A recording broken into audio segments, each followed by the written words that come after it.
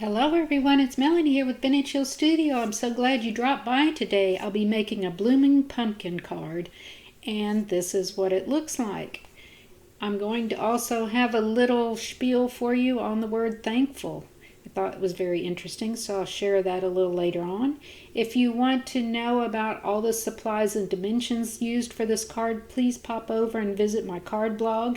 I'll have a link at the end of the video for you. So to start with, I'm going to take this orange cardstock and this pumpkin image using Distress ink and spiced marmalade. I'll get that inked up, and then I'm going to bring over just a little Versacolor and Cardinal only at the bottom of my pumpkin to add a little more interest, and that is it for the stamping today. A simple little pumpkin image. Then I'll take the coordinating die that came with the set, and I'll get that run through my Sizzix Big Shot die cutting machine. And the only other thing I'm going to do to this pumpkin is to add a little bit of dark brown for the stem and that little jagged area at the bottom of the stem. I'm going to get that colored in very quickly, and that is it as far as the details on the pumpkin. So this goes down fairly quickly, and then I'm going to bring over my scissors and just give this a quick cut, kind of in a half semicircle here, as if you were going to open up a real pumpkin and get ready to carve it. So I'll set that aside while I work on some of my flowers. This is where I bring over those punches that I showed you, and I'm going to just do a few of these. I like to slide back that little window thing on the back of the punches, because I can get several of those punched out without it bogging down underneath that plastic. So I'm not going to do all of these. I just wanted to show you very quickly how I go through, and I'm going to make more flowers than I need so that I have plenty to work with when I start arranging the blossoms for my pumpkin. Now, I said I wanted to share something with you about the word thankful. I thought this was really interesting. So the purpose and discipline of gratitude says that research has shown that practicing gratitude actually boosts your immune system. I do believe that. It bolsters resilience to stress, can lower depression, increases feelings of energy, determination, and strength, and even helps you sleep better at night. So it doesn't really sound like there's any downsides to being thankful.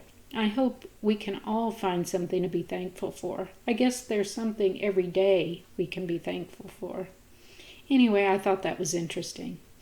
So here you can see I've simply taken a regular punch and just gone through and did a few of these centers out of a dark brown. And I'll use my jewel picker there by Marvy to get these put onto my flowers. And this is what they look like. Now this is a 4 1/4 by 5 1/2 inch card, and I'm going to take this polka dot mat and get that put onto my card and start getting this all put together. So that little piece that we cut off the top of our pumpkin, I'm going to glue that directly onto my mat. And then I've got my pumpkin itself popped up on some foam tape, and I'm going to gently round that out a little bit so that my pumpkin gets a little rounded dimension here for the front of the card. I'll get that put down, and then I'll start arranging these flowers. Just keeping it very simple. I only have a couple of little sprigs of this fern looking punch here. And, use any colors that appeal to you for your arrangement. I just start going for it here, making sure that my colors are varied and the sizes of my flowers are varied, just to make it interesting and not so stiff looking. Then I'll simply get those glued down. Do, again, on your flower arranging, do what appeals to you the most. Just go for it. I am adding a little bit of these tiny purple flowers toward the center, and I actually group those a little bit towards the top just to draw the eye more towards the center of my composition here. Get these all put down. trying not to get an overabundance of the flowers because I don't want to outweigh, the focal point of the pumpkin here. Okay, that's looking pretty good to me. Then, to end this composition, I decided maybe I need to add a little color toward the bottom of my card. This is rather a simple card today, but sometimes beauty is in the simplicity, right? So I like to work in threes. By adding a little bit of color down there in the bottom, I'm going to count the pumpkin top with the stem as one item, and then add 2 flowers, which would give me my trio or odd number. All right. Then I'll move on to the simple sentiment on the front, which says thankful. This is a die from Spellbinders. I'm going to go back to that dark brown and get the word thankful cut out. This is a Spellbinders tool-in-one here that helps me remove this little scripty word from the die, and I'll get that put onto the front of my card. A T-ruler helps me make sure I have things straight, and I wanted that more along the center of my card like this, and there you go. All right. So I've got a little dimension and colors going on there. Now I'm going to move on to line my envelope. Let me tell you, you can do this in less than 2 minutes. I simply measure the envelope across the width and the height, and then I take off a 1/4 inch or so. I'm going to use this for my liner. You can see by doing that, it slips right into your envelope like this. You want to make sure you have an opening at the top for your gum line on your envelope.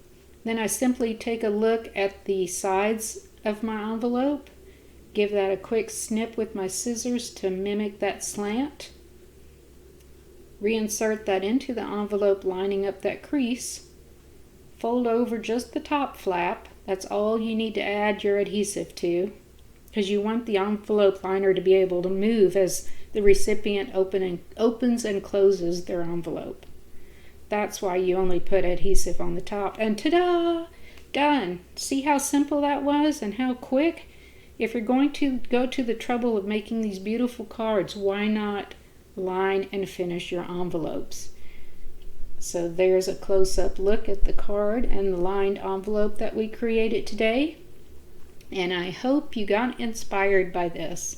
If you're interested in learning more about the lined envelopes, go visit my YouTube channel, Vintage Hills Studio, and look up lined envelopes. I have several examples of different shapes and sizes of envelopes and some ideas that you might enjoy watching. Thank you so much for coming by to visit me today. I hope you'll come back next week for another video, and I hope you find something to be thankful for every day. Happy crafting, everyone!